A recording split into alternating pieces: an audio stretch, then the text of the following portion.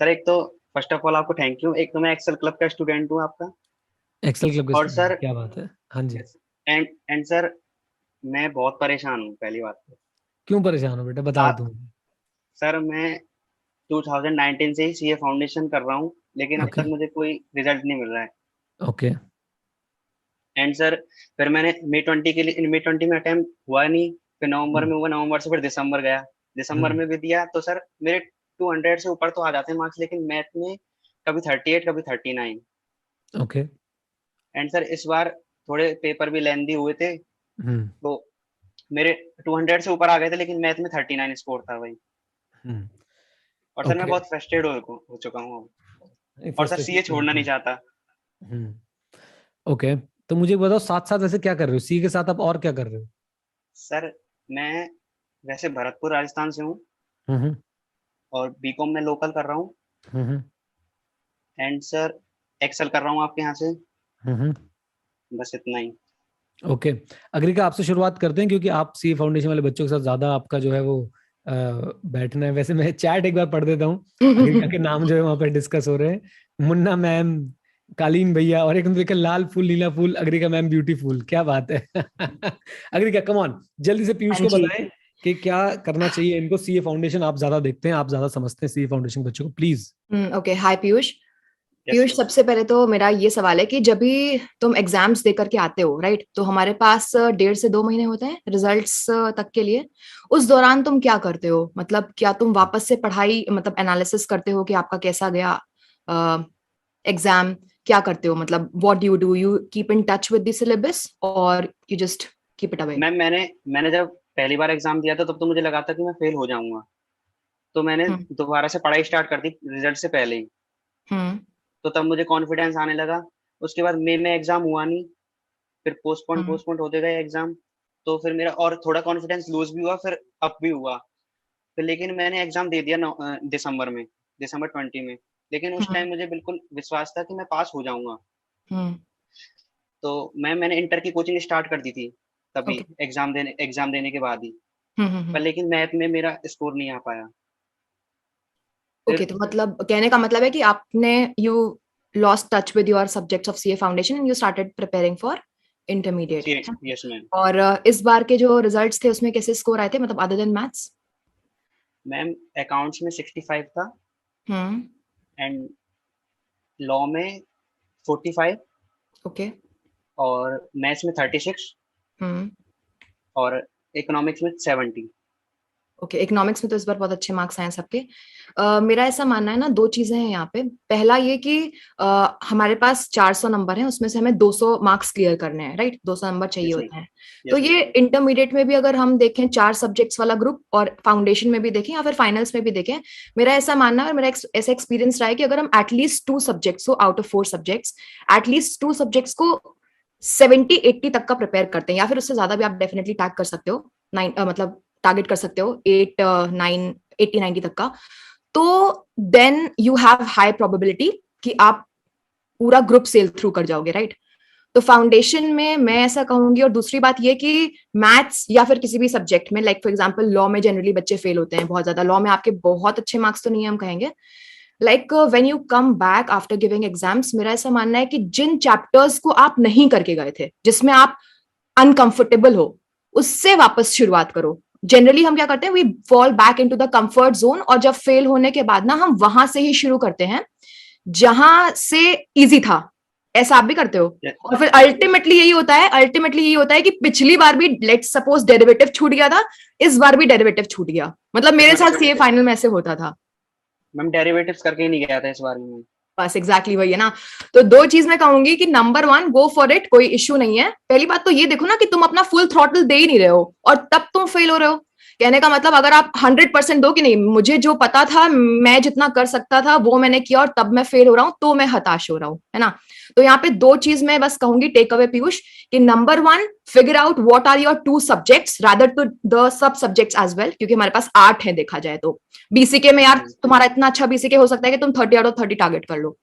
तो yes ma'am. 2 subject pickup करो जो तुम्हें लगता है कि तुम 80-90 व्हाटसोएवर टारगेट कर सकते हो। उससे होगा क्या कि लेट सपोज तुम्हारा मैथ्स अच्छा नहीं है, तो भी वो तुमको पास करवा देगा, प्रोवाइडेड तुम 40 नंबर लेकर के आओ, है ना?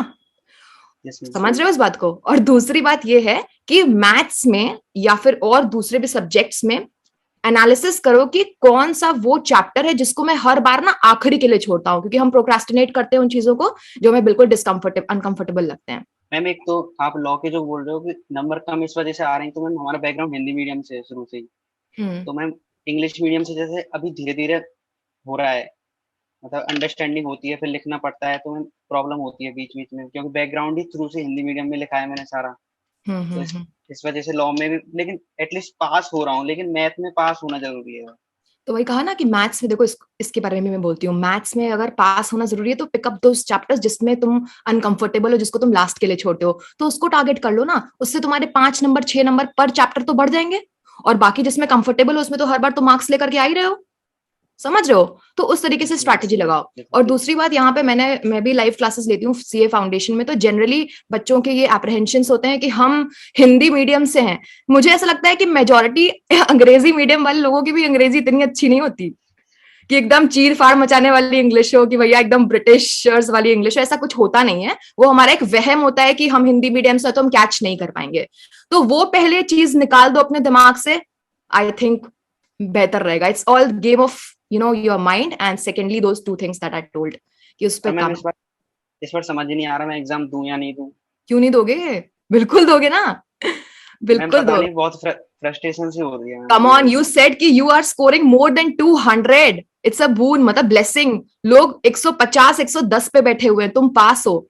तुम बस ये देखो ना, सी द टेक अवे। हाँ बोलो। कोई तो ये कहता है कि अब तू सीए छोड़ दे, तू सीएसईटी का एग्जाम दे दे, ईईटी चल रहा है आजकल, और कोई कुछ कहता है, मैम समझ में नहीं आता। तो किस जो कहता है तुम क्यों सुन रहे हो? ये बात है ना कि अभी तो तुम 10 लोगों से पूछोगे तो 10 लोग अलग अलग जवाब देंगे, तुम्हें क्या करना है, तुम्हें वो सोचना है ना। और रादर तुमको उन लोगों से पूछना चाहिए जो 1-2 बार फेल होकर के सीए फाउंडेशन पास कर गए हैं। तो आज सच कोई बहुत टेंशन वाली बात इसमें है नहीं।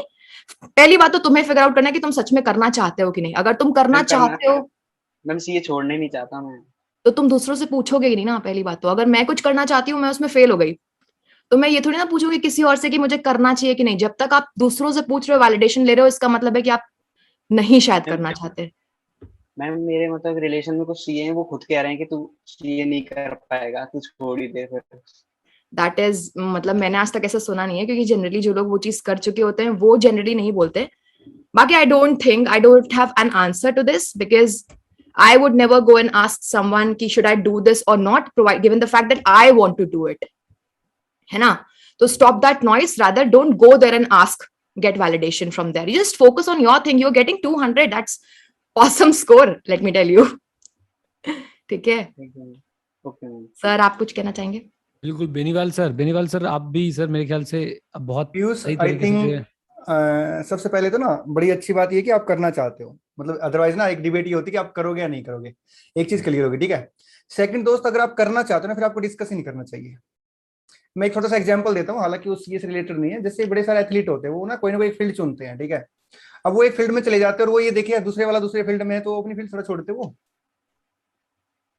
अगर हम सबसे बड़ा एग्जांपल इस टाइम पे लिए नीरज चोपड़ा जी का, अगर वो मान लो ये सोचते कि यार कुश्ती में ज्यादा प्रोग्रेसिव है या भाई प्रोग्रेस है या क्रिकेट में ज्यादा है, तो शायद वो फिर ज्वेलिन ही नहीं फेंकते। अब मेरी बात सुन रहे हो दोस्त, तो सबसे पहले तो अपना माइंड सेट करो कि आपको कहीं और डिस्कस ही नहीं करना, क्योंकि you are well settled by your mind कि हाँ मेरे को सीए ही करनी है। अब आते हैं देखा जैसे, हाँ बोलो। जैसे मैं डिस्कस करता हूँ ना किसी से, तो मेरा और माइंड खराब होता है। बिल्कुल होता है, तो ये नेचुरल चीज है, क्यों नहीं होगा? अरे आप डिस्कस करना ही बंद कर दिया। अभी आप तो छोटे बच्चे हो, अगर हम आज डिस्कस करने बैठ जाएंगे किसी से, कोई कहे कि यार प्रैक्टिस में ऐसा है या उसमें ऐसा है उसमें ऐसा है, 1% हमें भी इफेक्ट करता, ज्यादा तो नहीं करता कर, क्योंकि हम उस लेवल से ऊपर निकल गए, बट 1% हमें भी इफेक्ट कर सकता दोस्त, ठीक है। तो एक तो आपने सबसे पहले क्या करना, अभी डिस्कस नहीं करना किसी से भी, ठीक। सेकंड थिंग, अगर आपके मार्क्स में सब पेपर में कम होते दोस्त, मैं बोल देता कि आपके 2 अटेम्प्ट हो गए, 3 अटेम्प्ट हो गए, अब आप थोड़ा सा मतलब कुछ और सोचो। आपके अच्छे स्कोर है, पता है आपके मैथ में स्कोर कम क्यों? क्योंकि आप मैथ को टाइम ही नहीं दे रहे, जितना मैंने आपको सुना अभी तक ना। नहीं सर, एक तो मैथ में टाइम क्या सर, चैप्टर ही नहीं करके जाता, तो हाँ, तो वही तो मैं बता रहे जैसे आपने अग्रिका से बात की ना, तो मैंने एक पॉइंट समझ लिया था कि ये बच्चा मैथ में टाइम नहीं दे रहा। आप मैथ को ब्लेम मत करो दोस्त, आप थोड़ा सा अपने आप को ये ब्लेम करो कि मैंने मैथ को टाइम क्यों नहीं दिया। बड़ी फ्रेंकली कह रहा हूं मैं आपको ना। आप ये बताओ, अगर आप मैथ अच्छे से करके जाते हो और आप मैथ में पास नहीं होते, फिर हम आगे डिस्कस करेंगे कि हमें उसमें कुछ प्लान चेंज करना पड़ेगा। आप खुद कह रहे कि मैं पूरा सिलेबस नहीं करके जाता। सर वही वाली बात हो गई ना, जैसे मैंने डिस्कस करा था तो कुछ बच्चे कह रहे थे डेरिवेटिव छोड़ दे, इनसे कुछ नहीं होगा, जब भी पास हो जाएगा, तो इस वजह से मैंने वो तो चैप्टर बेटा छोड़ एक ही बात दिया बताता था। हूं मैं, अपना आपके मैथ में कितने चैप्टर हैं? सर 19 है शायद। 19 है। आप 20 बच्चों से बात कर लो, आप कुछ भी नहीं करोगे, 20 के 20 छुड़वा देंगे वो ना। नहीं आप प्लीज अदरवाइज मत लेना, क्योंकि हर बच्चे का एक चैप्टर छोड़ के चलना होता है उसको। आपके 20 के 20 छुड़वा देंगे वो, कि चल भाई छोड़ यार 20 के 20 छोड़ दे। पहले ये बताओ आप 19 में से कितने चैप्टर करके जाते हो? सर बस एक वही छोड़ता था, डेरिवेटिव उसमें से इंटीग्रेशन। कितने मार्क्स का था बेटा? 5-6 नंबर का आता था। चलो कोई ज्यादा बड़ी बात नहीं, फिर आप उसको छोड़ सकते हैं अगर ऐसा है तो। अगर ऐसा है तो अगर 5-6 मार्क्स का था, 18 सर चैप्टर जो आप करके जाते हो कंप्लीट आते आपको? नहीं आते ना, तभी तो मैं कह रहा हाँ तो हूँ फिर वो उसको भी क्यों छोड़ छोड़ रहे गया। हो आप ना? फिर मत छोड़ो ना। जैसे हमसे कई बार बच्चे पूछते हैं सर मैं एफआर में कौन सा चैप्टर छोड़ूं, मैं पहले मना करता हूँ, फिर बच्चा कहता है सर एक छोड़ना चाहता हूं। भाई एक छोड़ दे अगर आपको सब कुछ आता है तो। पीयूष दोनों भाई, बातें अलग होगी ना। हाँ पीयूष भाई बात ऐसी है कि देखो भाई, हम लोग Yes, तो, sir. मैं, बेनीवाल सर, नितिन सर, हम तो बदनाम है बच्चों के सीए छुड़वाने के लिए। लेकिन हम उसी केस में बच्चों को बोलते हैं सीए छोड़ दो जब जब जेन्युइन केस होता है। एक नलायक हमारे पास बैठा है, इसको हमने फाउंडेशन से ड्रॉप करा दिया था। ये देखो अक्षत नहीं की दिख रहा होगा तुम्हें स्क्रीन पे, इसको हमने क्या क्या ड्रॉप करा दिया था। सो आप पीयूष, आप करना चाह रहे हो दोस्त, आप ही हो जो अपने आप को रोक रहे हो, दैट्स इट। प्लीज मत रोको अपने आप को, और किसी के कहने पे तो बिल्कुल मत रोको। जिस दिन तुम्हें लगेगा ना यार सीए मुझे समझ नहीं आ रही है, ये this is not my cup of T, Yes. या आपके अंदर से आवाज ही मार्क्स, नहीं आ रही कि छोड़ तू। हाँ, या सर आपके जैसे मार्क्स मेरे को ऐसे ना होते हैं, पीयूष से बातें करके लग रहा है ना, इस तरह के कैलिबर का बच्चा सीए छोड़ने की कहेगा भी नहीं कभी ना। हाँ, या फिर क्योंकि आपके गया ऐसे भी नहीं। मार्क्स, हाँ जी हाँ जी सर। हाँ, या सर आपके जैसे मार्क्स कोई ऐसे कोई आ रहे होता होते है, हैं। हाँ कोई जी कोई होता बोलिए। है कि उसके अंदर से आवाज आ जाती है कि तू छोड़ दे भाई, तेरे पे नहीं होगी। पर लेकिन मेरे अंदर से 3 अटेम्प्ट हो गए सर, मेरे अंदर हाँ से आवाज ही नहीं आई कि हाँ, तू नहीं, छोड़ दे तू और मैं सीए। आपको बता रहा हूँ कि ये क्राइटेरिया भी गलत है कि इसलिए छोड़ दे के तेरे पे नहीं होगी। अरे लोग बाग भाई रैंक ला ला के छोड़ देते हैं। लोग बाग इंटरमीडिएट का ग्रुप, दोनों ग्रुप क्लियर करने के बाद छोड़ देते हैं। तो छोड़ने की अलग ही एक बात है, वो अलग ही चीज है। अभी आप उस डायरेक्शन में हो ही नहीं, आपके मार्क्स अच्छे आ रहे हैं, आप सीए डायरेक्शन में आगे अच्छा बढ़ रहे हैं, प्लीज कंटिन्यू कीजिए। लोगों से बात करना थोड़ा सा बंद कीजिए। दुनिया का सबसे बड़ा रोग क्या कहेंगे लोग।